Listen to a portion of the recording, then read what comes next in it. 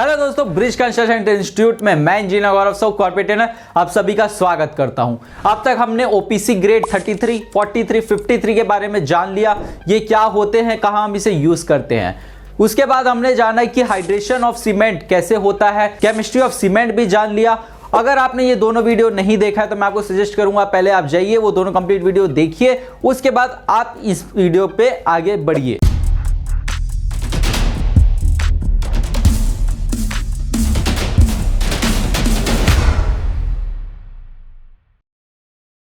Cement की chemistry में हमने देखा था कि हमारा अर्ली सेटिंग के लिए जो हमारा CSH जेल बन रहा था उसमें हमारा 3 टाइम्स कैल्शियम हाइड्रोक्साइड भी बन रहा था। वहीं हमारा 28 स्ट्रेंथ में भी 1 टाइम कैल्शियम हाइड्रोक्साइड बन रहा था, जिसमें मैंने आपको बताया था कैल्शियम हाइड्रोक्साइड के काफी सारे प्रॉब्लम्स होते हैं। पिछली वीडियो में जैसे मैंने आपको बताया था ट्राई कैल्शियम सिलिकेट और वाटर के साथ रिएक्शन के बाद हमारा अर्ली CSH जेल जो कि है कैल्शियम सिलिकेट हाइड्रेट हमारा यहाँ पे बन रहा था। उसके साथ में हमारा ये जो हमारा एलिमेंट था calcium hydroxide, 3 times calcium hydroxide भी हमारा बन रहा था, जो हमारी कंक्रीट को काफी सारे प्रॉब्लम्स में डाल रहा था। तो आज हम जानेंगे कि इसे कैसे एलिमिनेट करना है और क्या मटेरियल हम यूज करके इसे एलिमिनेट कर सकते हैं। अगर हम डिलेट CSH जेल की बात करें जिसमें हम डाई कैल्शियम सिलिकेट का यूज कर रहे थे और वाटर के साथ रिएक्शन के बाद में हमारा डिलेट CSH बन रहा था, जिससे हमें 28 डे स्ट्रेंथ मिलती थी। बट इसमें भी आप देख रहे 1 टाइम हमारे कैल्शियम हाइड्रोक्साइड बन रहा है। तो इसे हम कैसे एलिमिनेट कर सकते हैं। एलिमिनेट करने से पहले मैं आपको थोड़ा सा रिकैप दे देता हूं कि इससे क्या क्या प्रॉब्लम्स हमारी जनरेट हो रही थी। तो सबसे पहली प्रॉब्लम जो आ जाती कैल्शियम हाइड्रोक्साइड से रिलेटेड वो होता है हमारा सोल्यूबल इन वाटर, मतलब कि ये वाटर के साथ सोल्यूबल होकर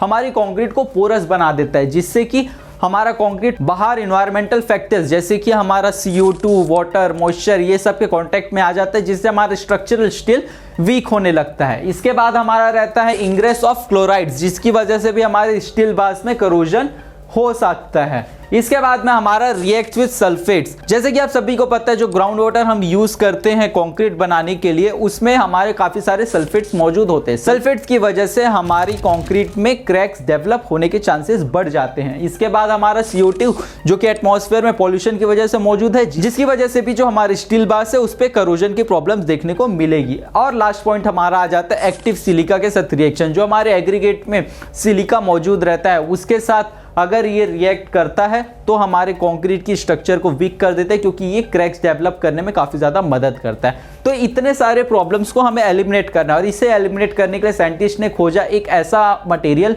जो रेडली अवेलेबल था और बिल्कुल फ्री ऑफ कॉस्ट था, मतलब इसकी कॉस्टिंग भी नहीं आने वाली थी। क्या था वो था हमारा फ्लाई ऐश। अब फ्लाई ऐश इसमें कैसे हेल्प कर रहा है, तो फ्लाई ऐश जैसे कि आप सभी को पता है एक रिएक्टिव एलिमेंट है। रिएक्टिव एलिमेंट क्यों है, क्योंकि फ्लाई ऐश का अगर मैं आपको इंट्रोडक्शन दूं तो फ्लाई ऐश हमारा थर्मल पावर प्लांट में जो एज अ फ्यूल हम कोल जलाते हैं तो वो 1200 डिग्री सेल्सियस से लेकर 1400 डिग्री सेल्सियस में कोल जलने के बाद एज अ वेस्ट मटेरियल जो राख बच जाती है, ऐश बच जाती है, उसे हम फ्लाई ऐश कहते हैं। बट अब ये रिएक्टिव कैसे हुआ? रिएक्टिव कैसे हुआ क्योंकि ये 1200 से 1400 डिग्री सेल्सियस की भट्टी में तपने के बाद जो हमारा फ्लाई ऐश बचता है वो हमारा रिएक्टिव बन जाता है। रिएक्टिव होने के बाद जो हमारा CH था कैल्शियम हाइड्रोक्साइड वो भी रिएक्टिव था।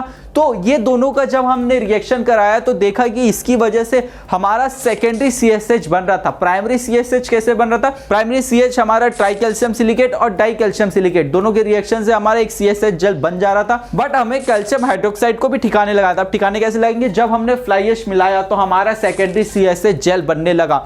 जैसे कि मैंने आपको बताया था कैल्शियम हाइड्रोक्साइड में जो हमारा कैल्शियम है वो हमारे काफी ज्यादा काम आता है, क्योंकि कैल्शियम स्ट्रेंथ प्रोवाइड करने में काफी ज्यादा मदद करता है। तो यहां पे आप देख सकते हैं कैल्शियम सिलिकेट हाइड्रेट हमारा एक और सेकेंडरी बन जा रहा है। तो प्राइमरी में भी हमने CHH जेल बना लिया, सेकेंडरी में भी अब हम CSH जेल बना रहे हैं। तो हमारा जो CH जो हमारे कंक्रीट को काफी सारे प्रॉब्लम्स दे रहा था वो यहां पे एलिमिनेट हो गया। तो जितने हमारे कैल्शियम हाइड्रोक्साइड की वजह से प्रॉब्लम थे वो यहां पे फ्लाई ऐश ने सॉल्व कर दिया। तो इसके बाद जान लेते जो हमारी कंक्रीट की पोरोसिटी थी वो यहां पे कम हो गई।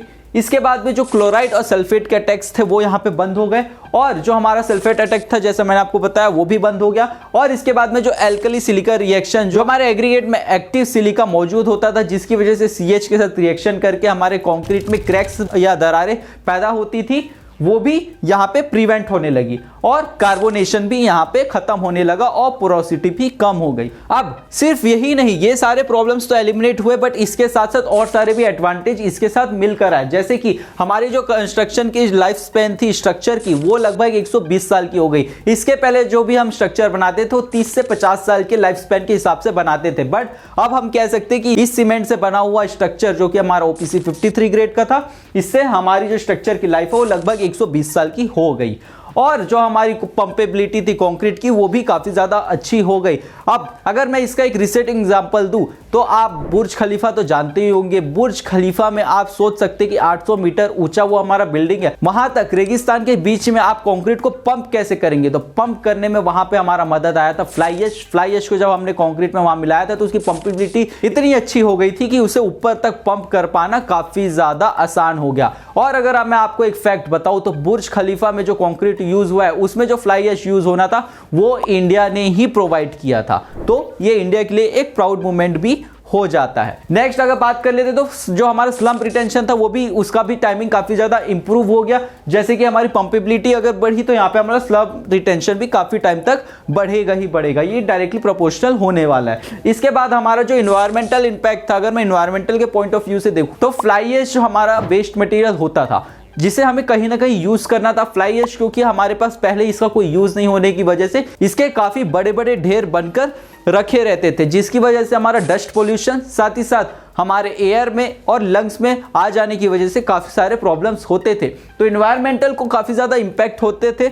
जो अब फ्लाई ऐश हम सीमेंट में यूज़ कर रहे हैं, रोड में यूज़ कर रहे हैं, इससे हमारा फ्लाई ऐश भी यूज़ हो जा रहा है, जिससे हमारे जो इन्वायरमेंटल में पॉल्यूशन और इंपैक्ट पड़ रहे थे वो भी अब बंद हो गए। तो दोस्तों इस सीमेंट और फ्लाई ऐश की पूरी सीरीज में आपने जाना OPC ग्रेड के बारे में, आपने जाना सीमेंट की कंप्लीट केमिस्ट्री और आपने जाना कैल्शियम हाइड्रोक्साइड की वजह से काफ़ी सारे जो हमारे प्रॉब्लम्स हो रहे थे उसे हमने कैसे एलिमिनेट किया। अगर आपको ये वीडियो पसंद आया तो इस वीडियो को लाइक करें, अपने दोस्तों के साथ शेयर करें और इस चैनल को अगर आप नए हैं तो सब्सक्राइब करें। और अगर आपके पास ऐसा कोई टॉपिक है जिस पे आप चाहते हैं कि मैं वीडियो लेकर आऊं तो उसके लिए भी आप नीचे कमेंट कर सकते हैं और उस टॉपिक पर मैं वीडियो लाता रहूंगा। इस वीडियो के लिए बस इतना ही, मिलते हैं नेक्स्ट वीडियो में। जाते जाते बस मैं इतना कहना चाहूंगा, करना है खास तो चलो हमारे साथ सिविल की बात गुरुजी के साथ। Until then, thank you so much.